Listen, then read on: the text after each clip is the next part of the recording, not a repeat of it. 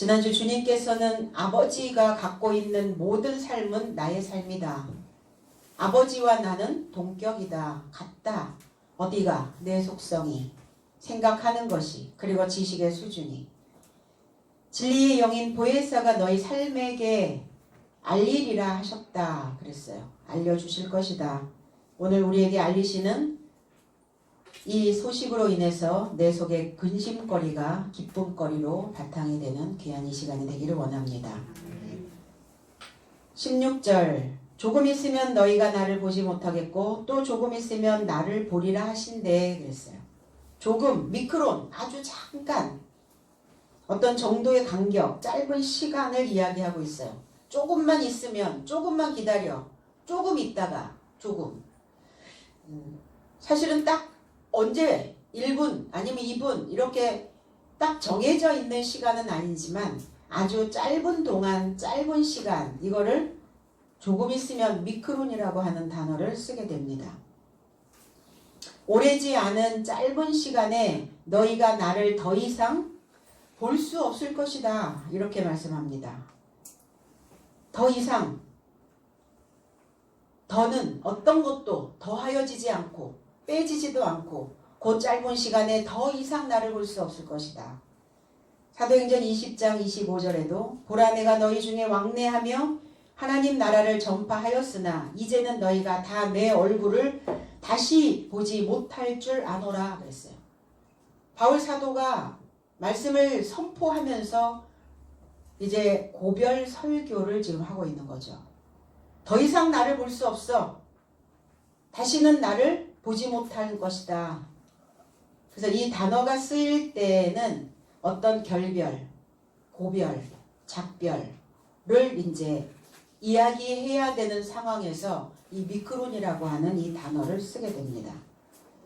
그럼 이 미크론이라는 단어가 나왔을 때 우리도 한 번은 생각해 봐야 되겠죠.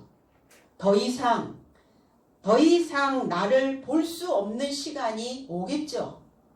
더 이상 내 옆에 있는 사람을 볼 수 없는 시간이 옵니다. 더 이상 내 눈에 넣어 놓아도 마음에 넣어 놓아도 우리의 육신 눈으로 볼 수 없는 시간들이 온다고 말합니다. 만약에 그랬을 때 잠시 후면 더 이상 나를 못 볼 것이라고 말해야 되는 그 시간이 저와 여러분들에게 이르르게 된다면 과연 우리는 어떤 나를 기억시키고 싶은가? 그리고 어떤 삶으로 나는 남겨지게 될 것인가? 우리는 신앙 안에서 무엇을 하고자 했었던가? 있기를 원했고 되기를 원했다는 겁니다. 그래서 있어져야 되어질 수 있다. 그래서 되어진 삶으로 또 있어지게 된다는 것이다.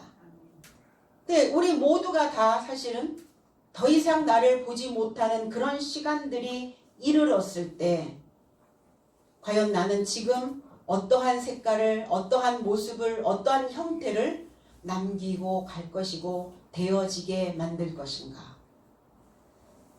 그리고 사람들에게 내 모습을 어떻게 인식시킬 것인가? 그래서 웰빙을 이야기하지만 철학에서는 웰다잉을 이야기합니다. 어떻게 죽을 것인가? 그래서 어떻게 기억될 것인가? 그리고 나를 기억하는 사람들 가슴 속에 나는 어떤 존재로 다시 살아날 것인가? 그래서 이 고별 설교를 주님도 하는 거죠. 우리의 고별은 그럼 우리도 무엇과 고별을 해야 될 것인가? 우리의 육신의 고별을 아닌 것이죠. 주님도 육신적인 고별이 아니라는 거예요. 하나님께 내가 설득되지 못하고 있는 나의 속성, 하나님의 본질이 되지 못하고 있는 우리의 속성, 그래서 그 설득되지 않고 어긋나 있는 내 모습이, 내 속성이, 내 본질이 내 안에 있다면 오늘 우리는 그 모습은 더 이상 보여줘서는 안 된다는 겁니다. 더 이상 나는 그 모습을 보지 못하게 될 것이다 라고 하는 고별을 해야 되는 것이죠. 우리의 인생은 어떤가요? 끊임없는 설득의 연속들입니다. 어떻게 해야 쉽게 설득할 수 있을까? 비즈니스를 하는 사람들은 설득이죠. 저와 여러분들도 삶을 살아가는데 설득입니다. 오늘 나는 이 자리에 어떻게 앉게 되었나? 설득되었기 때문에 온 것입니다. 그러면 내 안에서 설득을 하려면 어떻게 해야 되는가? 비즈니스를 하는 사람들도, 강의를 하는 사람들도 무엇인가 내가 말하고자 하는 것들을 상대에게 주고 싶을 때, 관철시키고 싶을 때 무엇을 하면은 설득이 쉽게 되는가 보았더니 먹거리를 제공하면 된답니다. 그래서 우리는 식탁에서 먹거리를 제공하면서 거기에서 비즈니스를 했을 때 훨씬 더 상대가 설득력이 있다는 거예요. 무엇인가 교육을 받을 때 간식거리를 제공해 준 집단과 간식거리를 집단해 주지 않은 집단을 비교했을 때 간식거리가 먹거리가 제공되어진 집단이 훨씬 더 그 강의에 대한 설득력의 평가가 높았다고 합니다. 그러면 오늘 우리는 하나님의 말씀이 나를 설득하게 하려면 뭘 해야 되는가? 런천 테크닉을 하셔야 됩니다. 런천 미트 들어보셨죠? 런천은 런치라고 하는 그 점심이라고 하는 뜻과 같은 뜻인데 런천은 그 메뉴가 그 속에 굉장히 알차게 들어있다라는 의미를 가지고 있어요. 그러면 내가 지금 먹으면서 하나님의 말씀을 통해서 나를 설득해 내셔야 된다는 거예요. 무엇을 설득해 내야 될 것인가? 믿음 없는 나의 삶을 믿음이 있는 자리로 설득해 내셔야 되고 내 안에 하나님의 영이 아닌 다른 영이 들어와 있는 그 다른 것을 하나님의 진리의 영으로 나를 설득해 내실 수 있어야 된다는 겁니다. 그래서 하나님의 생각으로 내 생각을 긍정적인 방향으로 더 많이 바꿀 수 있는 비결은 말씀을 먹는 겁니다. 근데 식탁에 앉아서 다 먹는 것 같으나 그냥 깔짝거리고 먹는 자들도 있기는 하죠. 입에서 한 움큼 그냥 입에 물고 넘기지 못하는 아이들도 있어요. 그걸 꼭꼭 씹어서 내가 소화를 충분히 해야 양분이 다 내 몸속에 녹아내리는데 그렇지 못하는 사람들도 있다는 겁니다. 그리고 오늘 말씀을 내가 듣기는 듣는데 먹지 않는 자들이 있어요. 듣는다는 건 먹는다는 건데 그냥 듣기만 하는 거예요. 들어 먹어야 되거든요. 제발 내 말 좀 들어 먹어 이렇게 얘기하잖아요. 들어서 먹을 수 있어야 내가 하나님의 사람으로 믿음이 있는 자로 신앙을 가지고 있는 자로 순수하고 정결하고 하나님의 그 빛나는 인생으로 나를 설득해서 이끌어낼 수 있다는 겁니다. 그래서 오늘 런천 테크닉을 통해서 내 자신을 설득했다면 우리는 뭘 해야 되는가? 십자가에서의 고별을 달게 받을 수 있어야 돼요. 십자가는 죽음이죠. 분명 육신의 죽음이 아닙니다. 부정적인 나의 상태의 죽음이에요. 그래서 이 십자가에서의 고별을 했다면 다시 나를 잠깐 볼 것이다. 내가 십자가에서 죽을 때는 너희들이 나를 잠깐 보지 못할 것이고 내가 십자가에서 다시 부활되어지면 너희들은 잠깐 나를 또 보게 될 것이다. 이는 내가 아버지를 향해 물러가기 때문이다. 근데 16절에는 내가 아버지를 향해 물러가기 때문이다 라는 이 단어가 문장이 해석되어져 있지는 않아요. 그게 이제 17절에 넘어가면 문장이 또 있죠. 근데 그 같은 문장이 아버지를 향해 내가 물러가기 때문이다 16절에도 있고 내가 아버지를 향해 물러가기 때문이다 라는 단어가 문장이 또 17절에도 반복되어져 있습니다. 그래서 잠깐 보지 못하고 또 부활해서 다시 잠깐 볼 것이고 근데 주님이 부활하셨을 때 제자들은 그 자리에 없었어요. 주님이 부활하셨을 때 제자들은 다시 설득되기 전에 예수께서 제자들을 설득해서 제자로 삼고 배움의 자리에 앉히는 그 전 단계로 넘어가 버렸다는 거예요. 설득되기 전의 삶으로 그들은 돌아가 버렸어요. 그러면 잠깐 주님이 부활하셨을 때 보였던 최초의 사람이 누군가? 막달라 마리아였죠. 막달라였습니다. 그럼 왜 그 마리아만 보게 되었을까? 부활하신 주님을. 올라갔거든요. 자라났단 말이에요. 탑이 되었단 말이에요. 하나님의 말씀으로 계속 끊임없이 자기 자신을 끌어올렸다는 겁니다. 높이 올라가니까 주님이 보이는 거죠. 높이 올라갔기 때문에 부활되어진, 변화되어 깨달아진 그 생각을 가지고 있으니까 그리스도의 부활되어진 삶이 보여졌던 겁니다. 그리고 나를 끌어올리기 위하여 그냥 아무것도 안 했단 말인가? 맛을 봤죠. 그건 쓴맛이었어요. 나를 성장시키고 내 마음을 이끌어 올려낸다는 것 자체가 쓴맛이에요. 그러니까 그 쓴맛은 보고 싶어 하지 않죠. 괴로움이 오면 왜 내게 괴로움이 왔고 고통이 왔는지에 대하여 생각해야 되는데 그 쓴맛을 거부해버린단 말이에요. 그러니까 맨날 단맛만 보려고 하다 보니까 쓴맛이 확 내 삶에 오면 감당할 수가 없다고 생각하는 거예요. 그 고통이 오고 괴로움이 왔을 때 이제 내가 막달라가 되어져야 되는 시간이 되었구나라고 생각하셔야죠. 이게 말씀과 말씀의 접촉이라는 겁니다. 말씀이 내게 접목되어지는 시간이라는 겁니다. 그렇게 생각하지 않으면 괴로움은 괴로움으로 있고 고통은 고통으로 있고 쓴맛은 쓴맛으로 보면서 이게 마리아라고 연결되어지지 않으면 그건 말씀이 내 안에 하나도 남겨지지 않아서 나를 끌어올릴 수가 없게 되어진다는 거죠. 그래서 십자가 말씀의 쓴맛을 본 자가 바로 막달라 마리아였어요.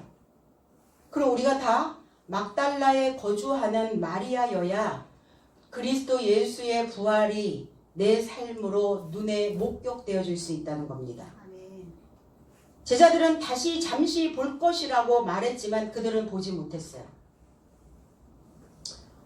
내가 하나님의 사람으로 신앙인으로 믿음이 있는 자로 그리고 십자가의 이 쓴맛을 봐야 되는 그 상황에서 나를 설득하려면 그것을 설득해내기 위한 괴로움이 우리에게 있다는 겁니다. 내가 누구를 원망하고 미워하는 그 감정이 내게 있는데 내가 그 감정을 순환시켜서 미움이 원망이 변하여 그 인생을 국률함으로 불쌍함으로 측은함으로 그리고 사랑하는 마음으로 이거를 설득해서 바꾸려고 하니까 고통인 거예요. 이게 괴로움인 거예요. 근데 신앙의 목적이 뭡니까? 그러한 마음들이 왔을 때 외부의 어떤 것들이 외부의 자극들이 내게 들어왔을 때 그것을 나는 긍정적인 방향으로 설득해서 나를 끌어내야 되는 거죠. 그래서 하나님의 말씀을 통해서 그 설득의 힘을 내가 소유하고 있는 겁니다. 과제가 주어졌는데 과제를 하기 싫어. 내게 책무가 주어졌는데 책무를 감당하기 싫어. 그럼 뭐 하셔야 돼요? 설득해야죠. 해야지. 숙제해야지. 과제 감당해야지. 너의 책임이 무엇인지 그거 감당할 수 있어야지. 그러니까 설득하려니까 괴로움이 올라오는 거예요. 그래서 그 쓴맛을 받는가? 그 쓴맛을 본 자가 몰약이 되어지는 겁니다. 몰약. 황금과 유향과 몰약. 그래서 그리스도 예수께 쓴맛을 보았던 그 인생이 몰약이 되어져서 하나님께 예물로 드려지는 삶이 되어지는 것입니다. 17절 제자 중에서 서로 말하되 우리에게 말씀하신 바 조금 있으면 나를 보지 못하겠고 또 조금 있으면 나를 보리라 하시며 또 내가 아버지께로 감이라 하신 것이 무슨 말씀이뇨 하고 그랬어요. 배우고 있는 자들이 지금 서로 이야기하고 있는 겁니다. 배우고 있는 자들이 침묵을 깨고 툭 내놓는 말이에요. 우리에게 너의 삶도 나를 잠시 보지 못하고 또 다시 나를 잠시 볼 것이란 이 말씀이 도대체 무슨 말씀이냐. 내가 아버지를 향하여 물러가기 때문이란 이 말 무슨 말씀이냐. 이해할 수가 없는 거예요. 그리스도 예수의 십자가의 죽음과 그리스도 예수의 부활과 그리스도 예수의 승천이 연결되어지지 않고 있는 겁니다. 아주 먼 이야기라고 생각하는 거예요. 나하고는 상관없는 이야기라고 생각하는 겁니다. 주님의 말씀은 어떤 단어 하나하나들을 선택해서 쓰실 때도 거기에 항상 목적을 가진 단어였고 주님과 제자가 대화를 할 때도 어떤 목적을 가진 대화였다는 겁니다. 제자들의 삶이 말씀 안에서 하나님을 이해하게 해서 배움에 있는 자신을 새로운 방향을 향해서 적극적으로 걸어갈 수 있도록 어떤 목적을 가지고 주님은 말씀하고 계시는데 배우는 자들이 끊임없이 깨닫지 못하고 이해하지 못하고 그 말씀을 지금 접목시키지 못하고 있다는 겁니다. 그래서 배우는 자들과 계속적인 어떤 직접적인 접촉, 주님은 계속 가르치면서 접촉하고 그리고 그 태도와 그들의 행동의 어떤 형태가 변형되어질 수 있도록 주님은 돕는 것을 목적으로 하였다는 겁니다. 변하죠. 변형되어지는 것이죠. 그것이 신앙의 목적이에요. 내가 가지고 있었던 그것 그대로, 내가 가지고 있는 속성 그대로, 내가 가지고 있는 그 질 그대로를 내가 고수하고 있다면 그건 신앙의 목적이 될 수 없어요.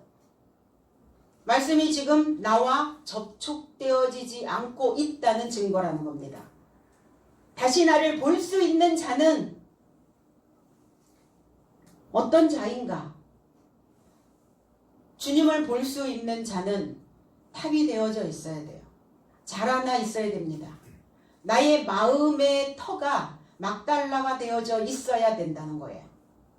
그래서 십자가, 죽음, 부활, 오순절, 진리의 성령의 임재 이거를 목적으로 하는 주님의 말씀. 그 말씀 속에는 제자들이 배우고 있는 자들이 그 성장과 통합을 말씀하고 계시는 거예요. 성장하고 이 말씀과 통합이 이루어지고 그렇게 되어진 자들이라면 부활과 그들의 임재, 진리의 오순절 성령의 임재를 그들은 경험하게 될 것이다. 아버지를 향하여 물러가신다는 말씀이 무엇인가 제자들은 아직도 적응이 되지 아니하는 그러한 상태에 있다는 거예요. 그러니까 제자들의 그 모습들을 보니까 의존도가 상당히 심해져 있었던 거죠. 난 아무것도 안 해도 주님이 계시니까 다 해주시고 무엇인가 공급해 주시고 내가 필요로 할 때는 도와주시고 우리는 어느 한 시점까지는 하나님의 도우심, 하나님의 그 공급하심 그리고 하나님이 다 내게 무엇인가를 해주시는 그런 것들을 경험했던 적이 있어요. 그러니까 그러다 보니까 거기에만 머물러 있는 거죠. 더 이상 여기에서 나를 설득해서 내가 스스로 무엇인가를 만들어내야 된다는 그 삶으로 그 쓴맛으로 나를 가게 하려고 하지 않는다는 겁니다. 그래서 이 말씀을 어떤 관점에서 우리가 해석을 해야 되고 어떻게 접근하냐라는 것은 굉장히 중요한 문제라는 거예요. 현실성, 신앙 안에서의 어떤 현실성, 그리고 말씀에서의 어떤 의미의 상징성 이런 것들이 함께 이해되어져야 되죠. 그래서 우리의 신앙의 문제와도 연결되어져야 된다는 겁니다. 나의 신앙의 지금 상태는 어떤가? 아버지는 어디 계시죠? 어디로 물러가신다는 말인가? 다 바깥으로 보고 있다가 내가 아버지를 향하여 물러간다 이렇게 말씀하고 계시는데 제자들은 도대체 잠깐 보지 못하고 또 다시 볼 수 있고 또 아버지를 향하여 물러간다는 이 말씀이 도대체 무슨 말씀이냐. 지금 그러고 있는 거죠. 아버지는 어디 계시는가? 어디로, 어느 공간으로 물러가신다는 말씀인가?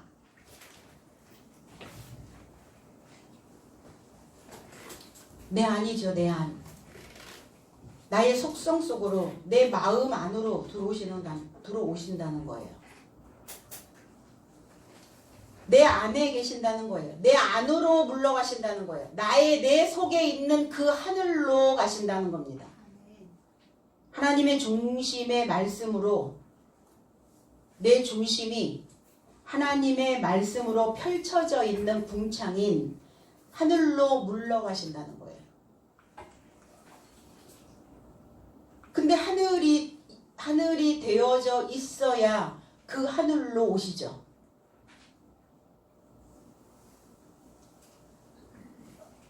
그래서 성경에 대하여 우리가 그냥 겉핥기식의 가르침이 아니라 성경에 대한 세부성, 그리고 성경에 대한 정밀성, 그 단어 하나하나가 우리에게 주는 어떤 의미, 이런 것들을 사실은 가르쳐야 되거든요. 그래서 어디로 물러가신다는 말인가? 그럼 공간을 어느 공간, 바깥에 있는 어느 공간으로 가신단 말인가? 사이버 스페이스처럼, 스페이스 공간, 사이버 상의 공간. 근데 사이버 상의 공간은 없어요. 공간이 아닌 공간. 보이는 장소나 물질에 기반한 어떤 현실 세계와는 달리 컴퓨터 네트워크 속에 존재하는 공간이에요. 육안으로는 보이지 않죠. 또 바깥의 어떤 물질계에서 보여지는 그런 공간이 아니에요. 사이버 스페이스는. 그것처럼 사이버 스페이스는 시간이나 공간이나 이런 장애에 대하여 굉장히 자유롭죠. 언제 어디서나 접촉이 가능하다는 거예요. 손안의 인터넷, 손안의 네트워크. 클릭만 하면, 손만 터치가 되면 쫙 연결을 된단 말이에요. 공간이에요. 그것이. 그러니까 저와 여러분들의 내면도 마찬가지라는 거예요. 시간이나 공간이나 이런 장애에 우리의 마음은 자유로울 수 있어요. 어디에 매이지 않는다는 겁니다. 그래서 이러한 물리적 공간이 아닌 새로운 영역을 만들어내고 있는 것처럼 사이버 스페이스가 저와 여러분들의 내면의 공간에, 저와 여러분들의 그 속의 내면의 그 공간에 하늘과 땅이 있다라는 거예요. 바깥에선 보이지 않아요. 그런데 거기에 무엇인가 그 공간에 많은 것들이 저장되어질 수 있다는 거죠. 하늘과 땅이 있어서 언제나 어디서나 하나님과의 접촉이 가능한 곳이 바로 저와 여러분들의 내면입니다. 창세기 1장 8절에 하나님이 궁창을 하늘이라 부르시니라 저녁이 되고 아침이 되니 이는 둘째 날이니라 그랬어요. 하늘이 만들어진 날이 둘째 날. 그런데 히브리어에서 만들어진 이 샤마임이라고 하는 이 단어는 쌍수. 하늘들, 하늘들. 하늘들이 복수가 될 수 있어요? 대한민국의 하늘과 미국의 하늘과 일본의 하늘과 다 각각의 하늘이 있으니까 그건 복수의 하늘인가요? 그게 아니라 구약은 쌍수의 개념의 하늘이 있다는 겁니다. 샤마임. 둘째 날. 그러니까 이 하늘은 탈바꿈 되어져야 되는 하늘이라는 거예요. 높이 있는 곳, 하늘이 어디냐? 강대상이에요. 높이 있는 곳. 그럼 궁창은 어떤 곳이냐? 그 궁창을 하늘이라 이렇게 말했거든요. 궁창은 뭐 하는 곳이냐? 넓게 펴진 곳. 두드리다, 편편하게 하다, 펴다 이렇게 되었어요. 그러면 하늘과 땅이 다른 곳이냐? 아니에요. 하늘과 땅은 하나입니다. 왜? 어떨 땐 하늘이 되고 어떨 땐 땅이 되는가? 땅이 땅은 울퉁불퉁하거든요. 땅은 굴곡이 많아요. 그래서 땅을 망치로 탕탕탕탕 두들겨가지고 하나님의 말씀의 그 오한마로 팡팡팡 땅을 두들기면 판판해져요. 넓게 펴져요. 넓어져요. 공간이 넓어져요.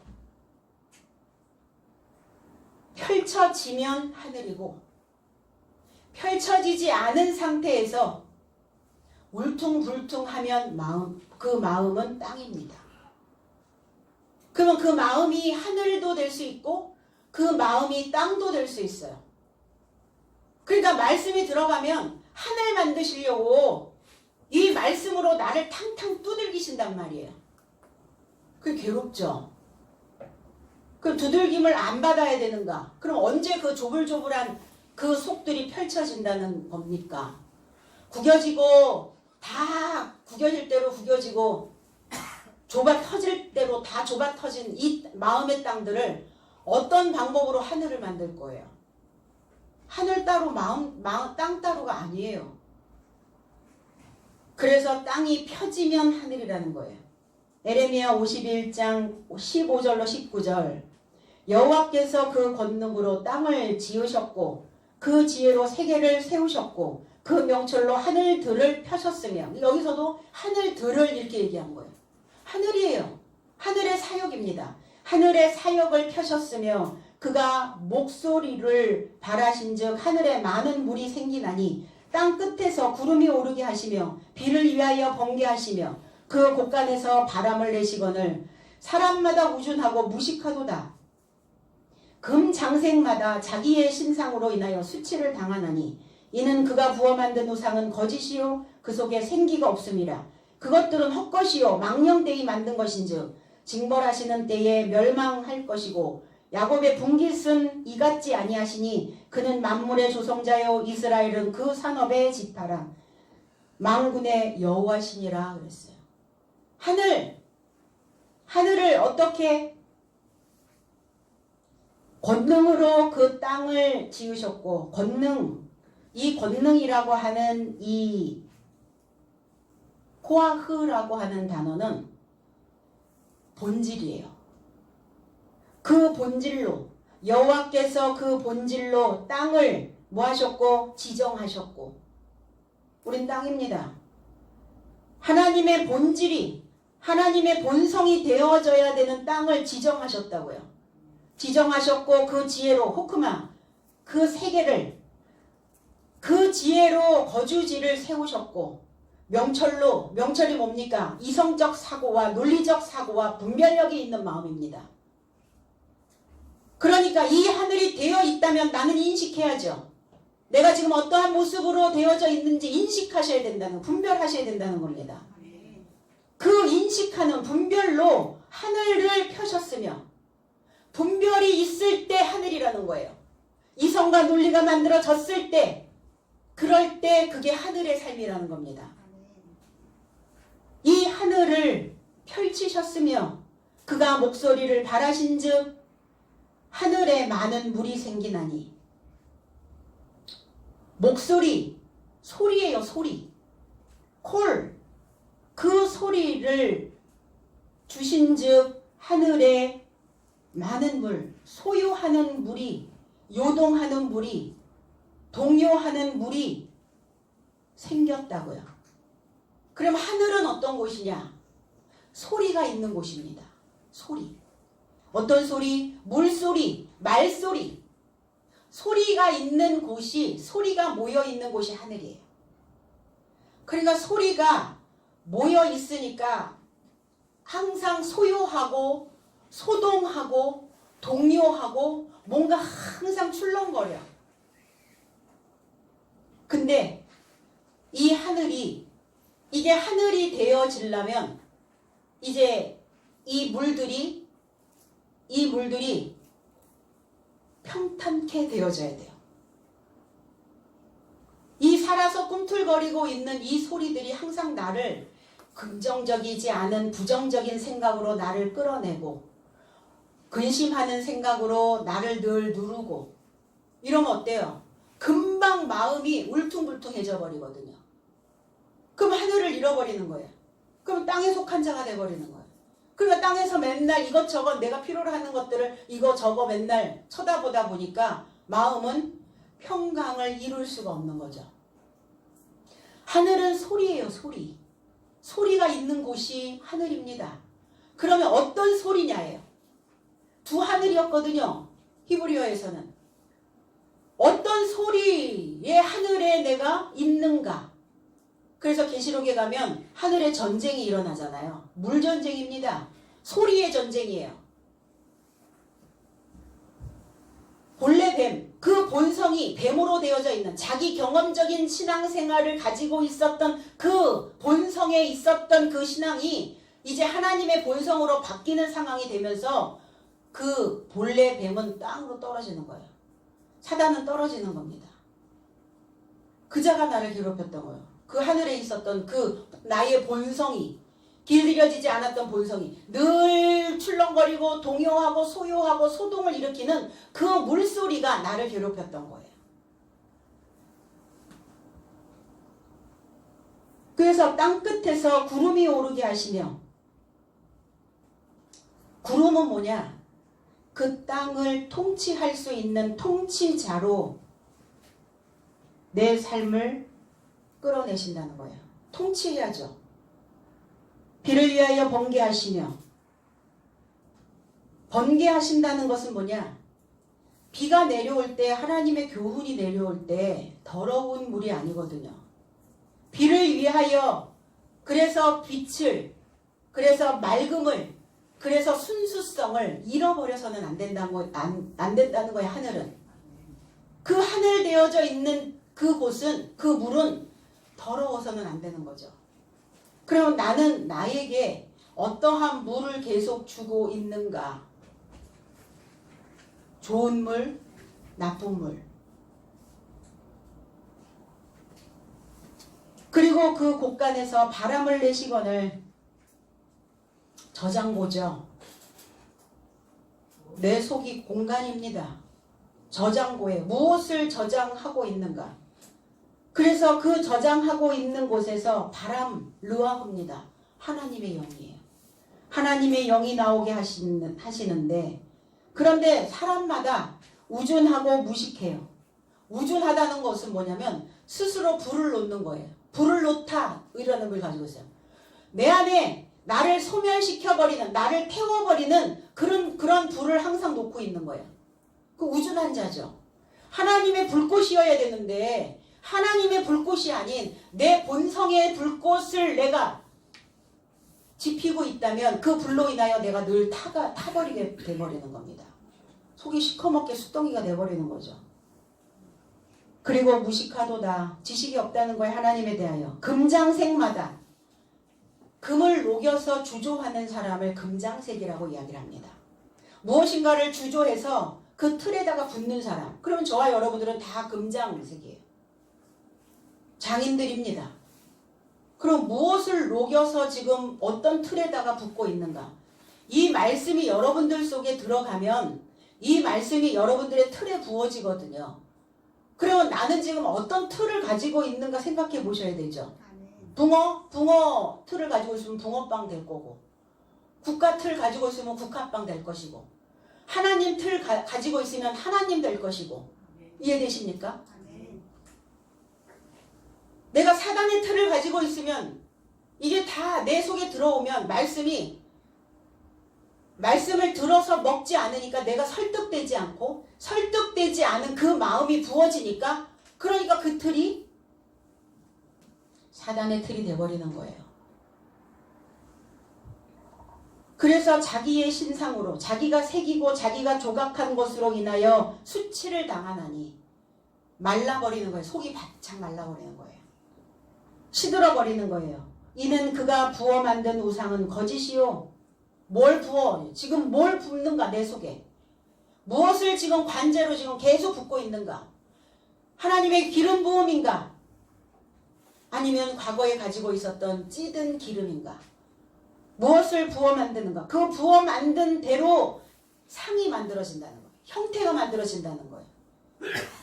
근데 그 형태가 거짓이요 그 속에는 생기가 없음이라. 생기, 하나님의 영, 하나님의 소리, 하나님의 목소리가 없다는 거예요. 다 온통 내 목소리만 들어있는 거예요. 그것들은 헛것이요. 이게 헤벨, 에벨, 아벨, 헛것이라고요. 왜 아벨의 제사를 연락하셨는가? 하나님께 기도하셨을 거 아니에요. 하나님, 내가 헛것입니다. 허당입니다. 허합니다. 비어 있습니다. 하나님 그 애통함의 기도를 들으시죠. 왜 애통해 하지 않죠? 하나님께 그럴 때 간청도 해야 되는데 왜 간청도 안 하죠? 그러니까 내 틀이 하나님의 틀이 되지 않고 너무나 강한 내 경험적인 그 강한 틀로 뱀의 틀, 나시의 틀, 내 경험적으로 끊임없이 그 틀을 만들어서 붙고 있는 겁니다. 다 사람마다 강하지 않은 사람은 없어요. 다 나름대로 그 사람들의 틀이 다 강해요. 무지하게 강해요. 하나님의 틀로 이것을 변화시키고 바꾸는 이 과정이 십자가 사건이라는 거예요. 텅 비어있고 헛것이요 망령되이 만든 것인즉 망령되이 속이는 것으로 그렇게 신앙생활 해도 괜찮지 뭐. 그냥 오늘 주일 하루 지켰으니까 됐어. 오늘 도장 찍었으니까 뭐 괜찮겠지. 거짓이라는 거예요. 오늘 왔으면 그 자리에 있으면 내 안에 어떤 이 공간에 무엇이 있는지 알아차리고 이것을 하나님의 것으로 다시 부어 만들 수 있도록 주저할 수 있도록 그렇게 나를 설득해낼 수 있어야 된다는 겁니다. 그들은 다 멸망할 것이나 그랬어요. 멸망되어진다는 것은 뭐냐면 결핍되어질 것이나 야곱의 분깃은 이같지 아니하리니. 야곱은 어떤 자입니까? 발꿈치를 잡다 이렇게 얘기했죠. 발꿈치를 잡은 자, 그리고 속이는 자, 사취하는 자, 밀쳐내고 들어가다 이런 의미를 가지고 있어요. 그러면 야곱은 어떤 자여야 되나? 야곱, 저와 여러분들 그리스도 예수께서도 야곱의 상속자였고 저와 여러분들도 야곱의 후손으로 야곱을 상속받는 상속자여야 된다는 겁니다. 그럼 뭐 하셔야 돼요? 하나님이 있을 그 공간을 만들어내시라고요. 그러려면 내 속이 예전에 그 본성으로 가득 채워져 있는 그 자리를 밀쳐내고 들어가셔야 된다고요. 아니 그런 욕심이 있어야 되죠. 발 뒤꿈치를 잡았다는 건 뭐예요? 내가 끝까지 가겠다는 거예요. 있어지고 되어지겠다는 거예요. 될 때까지 있겠다는 거예요. 이게 야곱의 속성입니다. 될 때까지 있을 거야. 내가 있기만 하면 될 거야. 이게 야곱이에요. 그래서 야곱의 상속은 이같지 아니하리니 그는 만물의 조성자예요. 만물. 자연계도 만물이지만 사람도 만물입니다. 모든 삶. 하나님 안에 속하여 있는 그 모든 삶이 조성자요. 나를 조성하신다고. 조성되어진다는 것이 무엇이냐면 나를 압착하여 누른다는 뜻이에요. 압착.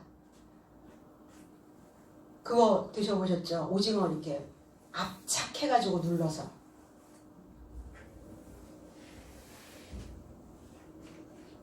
과실 주스를 만들어내기 위해서 압착해서 누르죠.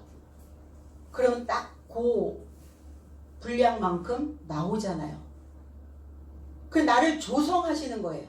나를 압착해서 누르시겠다는 거예요. 그러니까 야곱의 상속자가 되어진다는 것이 내가 눌려져야 돼요. 밟혀야 돼요. 그럼 뭐에 밟혀야 돼? 말씀에 밟혀야지 행복하죠. 말씀에. 왜 내 생각으로 밟혀? 내 속성에 밟혀? 그러니까 내가 가지고 있는 옛 물에 그 밟히면 계속 내 속에서 생산은 안 되고 소비만 되어지고 소모만 되어지는 거예요. 에너지가. 이스라엘은 그 산업의 지파라. 지파가 뭡니까? 막대기와 같은 자예요. 막대기. 측량하기 위한 막대기. 교육하기 위한 막대기. 저와 여러분들은 다 야곱 지파입니다. 그럼 야곱의 지파로서 내가 나를 측량할 수 있는 어디에? 야곱의 어떤 틀에 나를 넣었을 때 거기에 마저 떨어져야 돼요. 부족하면 안 되죠. 미달돼서도 안 되죠. 그 이름은 만군의 여호와시니라. 만군, 군대예요. 군대. 군대의 여호와, 전쟁하는 자들의 여호와. 여호와라는 것은 존재하길 소망하는 자존자다. 그럼 저와 여러분들이 늘 말씀을 먹고 들어먹고 말씀을 통해서 내가 변용되어지고 내 안에 살아있는 말씀을 통해서 내가 하늘이 되어지고 이것 자체가 다 전쟁이라는 거예요. 이 전쟁하는 자의 소망을 주고 있는 여호와시니라. 배우고 있는 동안은 답답하죠. 금방 내가 배웠다고 하여서 뚝딱 만들어지는 것이 아니기 때문에 잠시 보지 못하고 또 다시 잠시 볼 것이라고 하시는 말씀이 무엇이냐. 그러니까 지금 제자들이 서로 머리를 맞대고 머리를 싸매고 그게 도대체 무슨 말씀이지? 어떤 내용이지? 그 말씀에 주님은 알아차린 거예요. 제자들의 상태를. 너희들이 지금 문의하느냐? 이렇게 되었어요. 그게 무슨 말씀인지 어떤 내용인지 나에게 지금 간청하며 찾고 있느냐? 그러니까 이해가 안 되면 뭐 해야 돼요? 내가 이해가 안 되고 깨달아지지가 않고 내 안에 하늘이 되어지지 않아서 계속 이 마음의 땅이 울퉁불퉁 울그락불그락 계속 이 고달픈 길을 계속 지금 가고 있는데 어떻게 해야 됩니까? 모르면 선생님한테 물어야 되잖아요. 근데 제자들은 지금 서로 논의하고 있느냐? 서로 지금 결합하여 연합하여 서로 이야기하고 있느냐? 너희들끼리 얘기한다고 답이 나오냐? 그 머리가 그 머리지? 지금 그 말씀하고 계시는 거예요. 그래 문의하느냐? 지금 찾고 있느냐? 탐색을 하고 있는 것이냐? 서로에게 묻고 있는 상태예요. 제자들에게. 뭐야 그게? 몰라. 너는 알아? 나도 몰라. 아 이게 도대체 무슨 말이지? 그래서 너희가 서로 연합해서 찾고 있느냐? 같은 수준에서 무엇을 깨달을 수 있단 말이냐? 이렇게 지금 주님은 말씀을 던져놓고 있는 거죠. 제자로서의 참 변화. 너희들이 제자로서의 진짜 변화를 맛보기 위해서는 주님 말씀하신 적 있죠. 나를 따라오려거든 자기를 부인하고 자기 십자가를 지고 나를 좇을 것이니라. 마태복음 16장 24절에서 말씀하셨어요. 그러면 내가 십자가를 져야 한다는 것은 뭐냐면 옛 사람을 벗겨버리는 거예요. 십자가를 지는 게 버겁다는 것은 옛 사람을 벗겨버리지 않겠다는 거예요. 옛사람을 벗겨버려야 되니까 고달픔이 온 거예요. 쓴맛이 온 겁니다. 그리고 나를 쫓는다는 것은 무엇이냐? 새 사람을 입는 것을 의미하고 있어요. 벗고 입고예요. 주님과 함께 죽어야 되기 때문에 잠시 보지 못하고 함께 살아나야 되기 때문에 다시 잠시 보게 될 것이라고 그 말씀에 대한 뜻을 알 수 없는 거예요. 지금 제자들은. 저와 여러분들은 어떻습니까? 성경이 단순히 역사서적이 아니다라는 사실을 우리는 알고 있어요. 나의 십자가는 내가 십자가를 진다는 게 뭐냐? 내 안에 습관적 방식을 바꾸는 거라고요. 습관, 생각하는 것도 습관이에요. 부정적으로 생각하는 것도 습관입니다. 힘든 생각을 하는 것도 습관이에요. 모두가 다 우리는 습관으로 되어져 있어요. 그래서 인간은 어떤 하나의 패턴을 계속 끊임없이 오랫동안 하게 될 때 그것이 자신의 일부가 돼버려요. 그러니까 다 똑같은데, 똑같은 환경인데 어떤 사람은 그것을 부정적으로, 어떤 사람은 그걸 긍정적으로 굴리거든요. 그런데 그러한 습관에서 벗어나지 못하고 있으니까 그 자체가 돼버리는 거예요. 그럼 뭐 하셔야 돼요? 연습하셔야죠. 연습. 뭘 연습하셔야 돼요? 잘못된 생각들은 벗어버리고, 그리고 다시 새로워진 좋은 생각들은 다시 입고, 벗고 입는 것을 잘 하셔야 된다고요. 안 갈아입으실 거예요?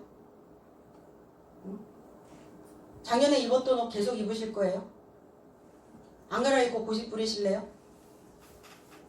그러면 그럴수록 내 속에서 계속 내 바탕은 덜컹거리거든요. 메꿔줘야죠. 그 소리로 다시 메꾸시면 하늘 된다니까요. 하늘이 돼야 잔잔해져요. 물이 움직이기는 하는데 그렇게 막 높낮이가 오르락 내리락 이렇게 막 그렇게 움직이지는 않는다는 거예요. 출렁거릴 뿐이에요. 살아있으니까. 그래서 벗어버리는 것과 입는 것의 연습을 끊임없이 할 수 있어야 되는 겁니다. 나를 의기소침하게 만드는 것이 뭐지? 내 마음에 상처를 주는 게 뭐야? 나를 좌절시키는 것이 뭘까? 그래서 이 부정적인 이러한 요소들은 벗어버린 그 자리에 하나님의 의로운 그 진리로 다시 입으셔야 될 줄로 믿습니다. 요한복음 16장 5절에서 지금 내가 나를 보내신 이에게로 가는데 너희 중에 나더러 어디로 가느냐 묻는 자가 없느냐? 이미 5절에서 언급 한번 하셨어요. 아무도 내가 아버지께로 간다고 하는데, 아버지를 향해 간다고 하는데 묻는 제자들이 하나도 없는 거예요. 관심도 없는 거예요. 어디로 가시는지. 주님은 나와 그냥 끊임없이 계속 동행해 주실 거라고 생각을 하고 있는 거죠. 내가 이 땅에서 천년만년 존재되어지지 않습니다. 내가 오늘 이렇게 내 삶에게 주어진 이 시간들을 나는 어떻게 알차게 런천 테크닉을 가지고 살 것인가? 아니면 그냥 흘러가는 그 시간 속에서 헛된 것, 허황된 것, 텅 비어있는 마음 자체를 그냥 두고 그냥 갈 것인가? 오늘 스스로에게 내가 없어지는, 나를 더 이상 보지 못하는 그 시간이 내게 이르른다면 나는 과연 어떻게 있어질 것인가? 오늘 스스로 자신에게 묻는 자들이 되기를 원합니다. 20절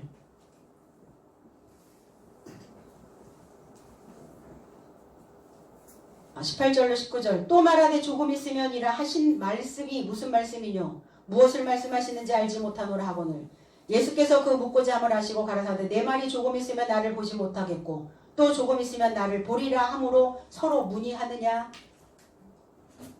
20절 내가 진실로 진실로 너에게 이르노니 너희는 곡하고 애통하리니 세상이 기뻐하리라. 너희는 근심하겠으나 너희 근심이 도리어 기쁨이 되리라 그랬어요. 스스로 무엇을, 어떤 것을 자기 자신에게 부여해 줄 것인가를 생각해 봐야 되는 거죠.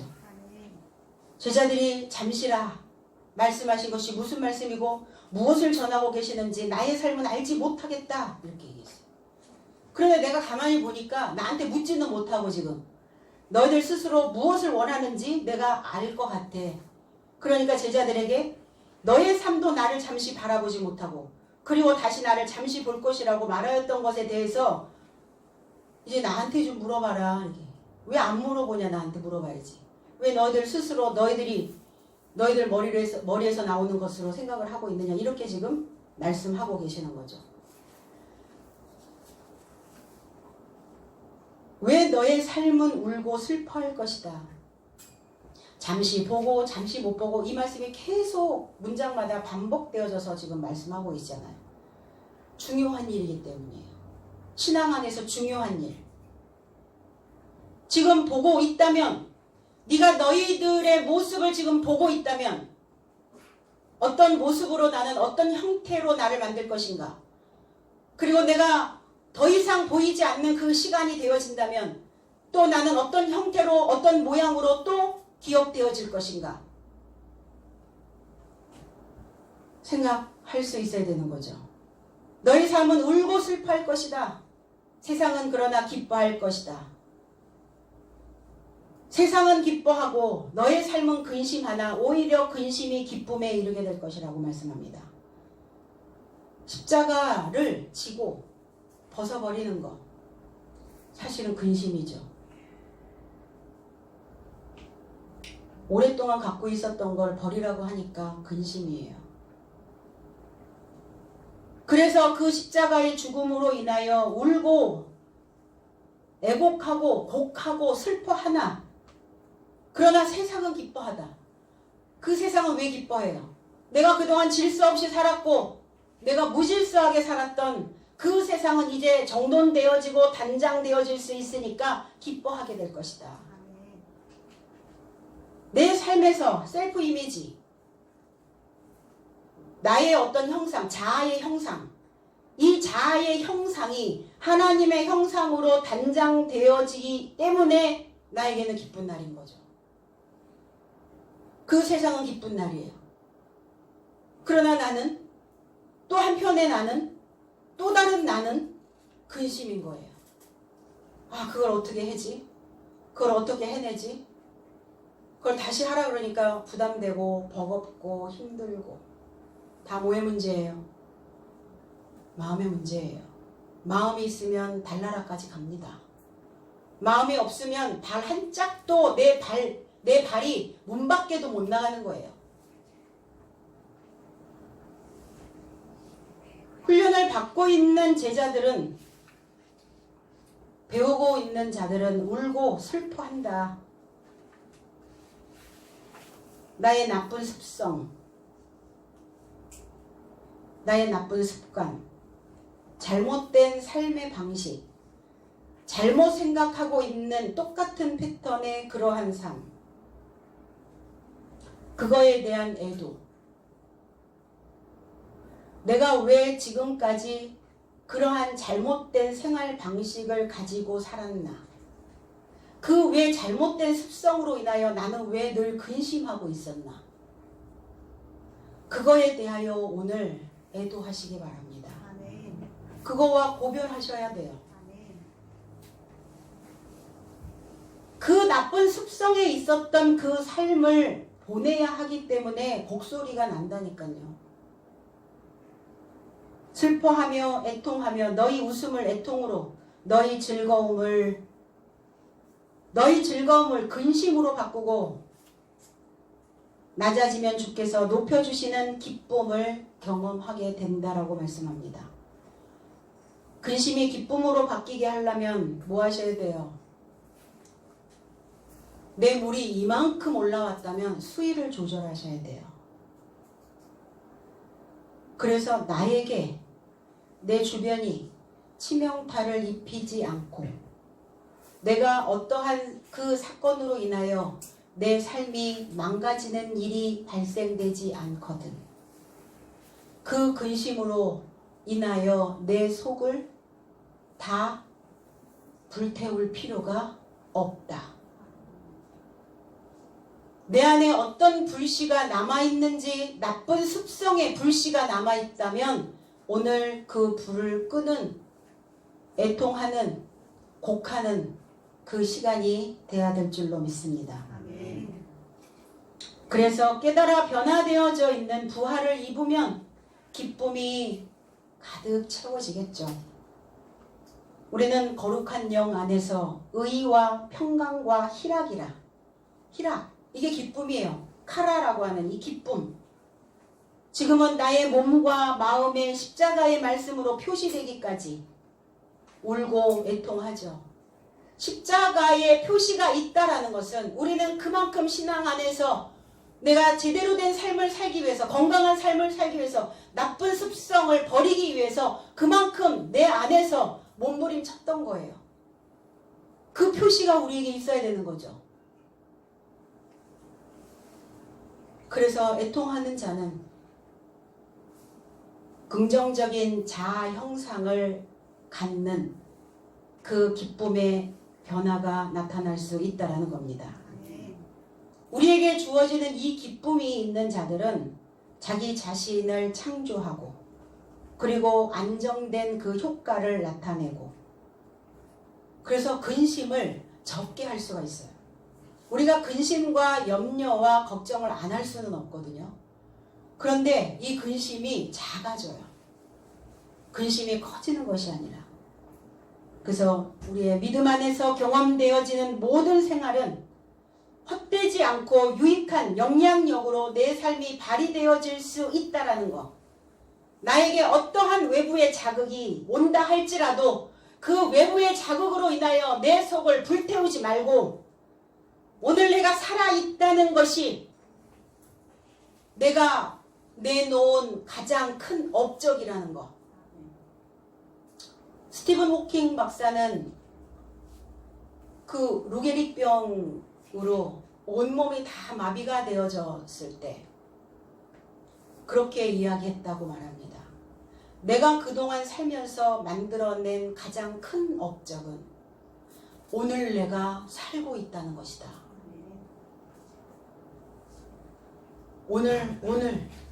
오늘 내가 이렇게 무엇이든 할 수 있는 조건들이 주어져 있다는 것에 그 업적이 내 안에 자리 잡고 있었다는 것을 여러분들이 오늘 마음 먹으시고 기쁨으로 마음의 땅을 오늘 넓게 펴는 하늘의 삶이 다 되어지기를 주님의 이름으로 축복합니다. 기도하겠습니다.